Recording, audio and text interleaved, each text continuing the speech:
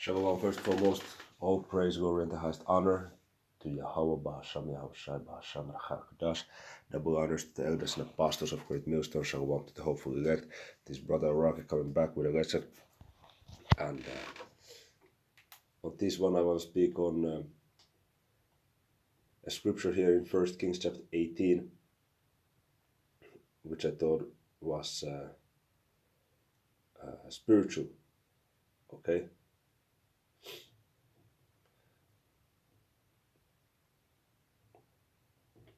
So, I will read it from verse 1. And it came to pass after many days that the word of the Lord Yahweh came to Elijah in the 3rd year, saying, Go show thyself unto Ahab, and I will send rain upon the earth. Okay, because in the time of Ahab there was a drought. Okay, there was no rain because of the wickedness of Ahab, and that of course brings famine because we don't have water. Your crops don't grow. Your source of food gets scarce. Okay, and not to mention also, it went to the point of, not the animals not even having enough food. Okay, the horses and stuff. So it was a tough time. Okay, and Elijah went to show himself unto Ahab, and there was sore famine in Samaria. And Ahab called Obadiah, which was the governor of his house. Now Obadiah feared the Lord Yahweh greatly. Okay, and check this out. For it was so when Jezebel cut off the prophets of the Lord Yahweh, which Jezebel was a fucking wicked thought that was, governing his man Ahab to do all kinds of wickedness. Okay, there was even an instance that there was a man called Naboth, which had, land just next to the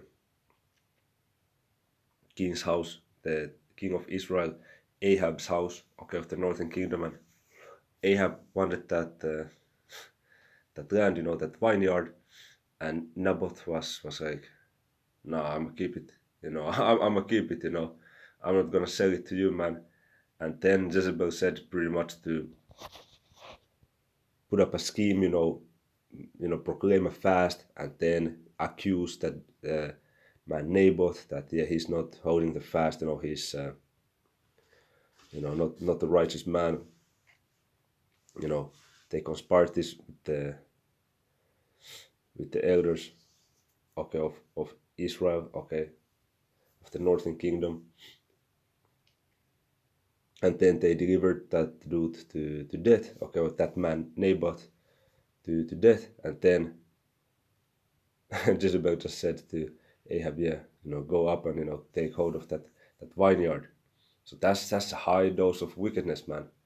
That Jezebel, that's just one example, man.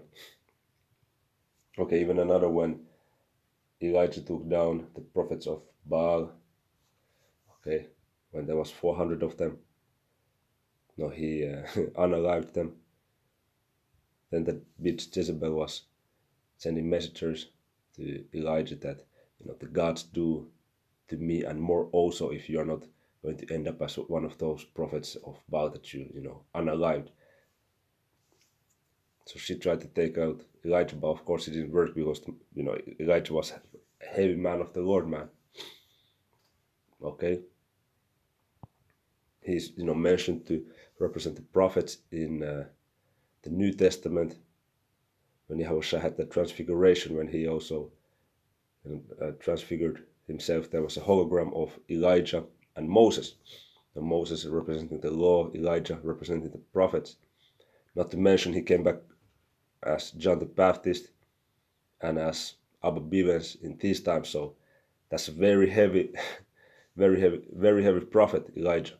Okay, and that bitch, Jezebel wanted to kill him. Okay, but now let's check this out. I'm gonna read verses 3 and then verse 4. And Ahab called Obadiah, which was the governor of his house. Now Obadiah feared the Lord Yahweh greatly.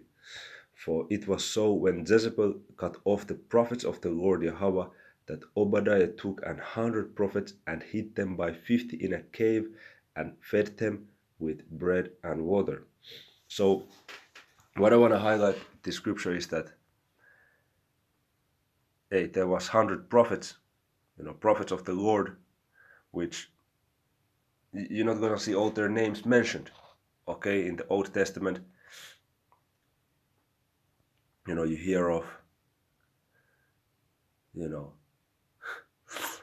Nehemiah, Ezra, Isaiah, Jeremiah, Ezekiel, Daniel, Hosea, Joel, Amos, Obadiah, and so forth, but there was also prophets that didn't have books.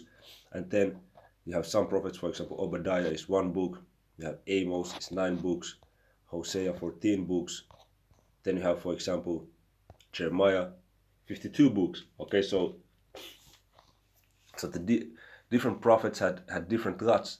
Okay, and there were also some prophets that didn't have books at all, but they were still prophets of the Lord. Okay, even in 1st and 2nd Samuel, okay, you had you had, for example, the prophets that prophesied unto David. You had, if I remember correctly, the prophet Gad, also the prophet Nathan. They don't have books. They're just being mentioned here and there. And then the scripture in 1 Kings 18:4, it just said 100 prophets of the Lord, but none of their names was even mentioned. So what I'm saying with this is that, there were many prophets of the Lord Yahweh, even more so than there are these books, okay? Because like I said, not all of the prophets had books, and it's the same in these times. You have some brothers, okay, that have, you can say, a more bigger lot, okay, and some that have more of a, low-key lot, but all are constituting to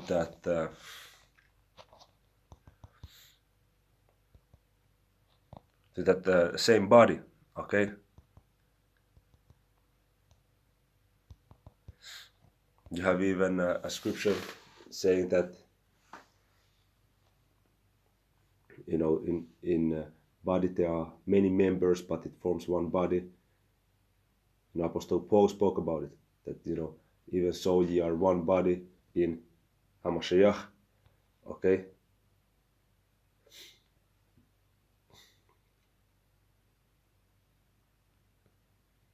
Let's even read this scripture, okay.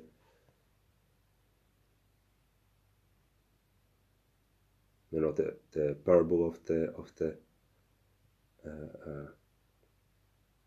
seeds, okay.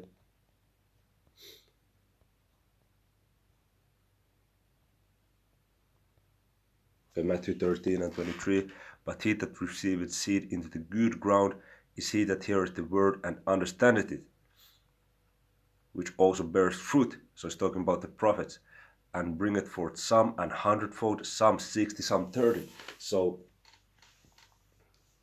there are, prophets of a different level, but all constituting to that one body. Also, you remember Apostle Paul was saying to the church of Berea that, speaking about them, that they are more noble than those in Thessalonica, because the ones in Berea, they search the scriptures day in and day out, where these things are so. So they were very diligent, okay? That would have been a church that was hundredfold. Okay, maybe Thessalonica was a church that was 60-fold, and of course you had different individuals on different levels as well. Okay, also you have the parable of the talents. There was one servant getting 5 talents, another 2, another 1. Okay, and the scriptures say, unto whom much is given, much is required. Okay.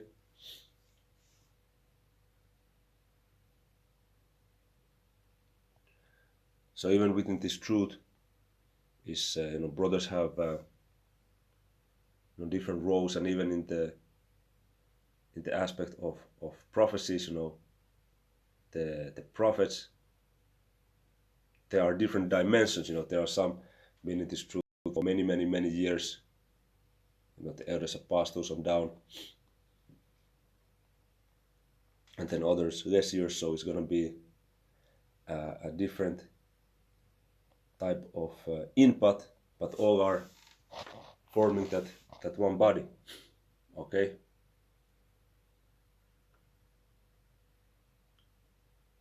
So all you have to focus on is to be on your gut. Okay. Be the best version of yourself. Fulfill your gut in the spirit.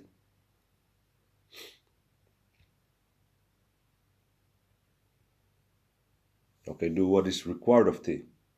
Okay.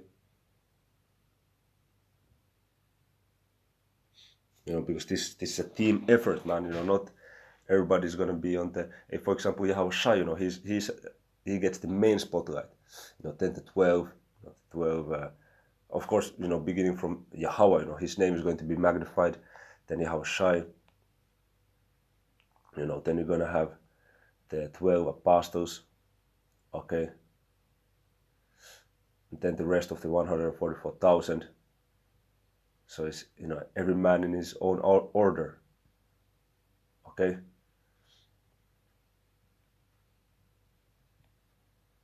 So this is also understanding, that it's not all about you. We're part of a team effort. You just do your lot and wait for Yahushua to arrive, because that's gonna be the blessing being manifest unto the whole house of Israel. Beginning with the elect. Okay. But Khan, as you could see from that scripture from 1 Kings 18, that there was, prophets, that their names wasn't even mentioned, but they were still prophets of the Lord Yahweh. Okay.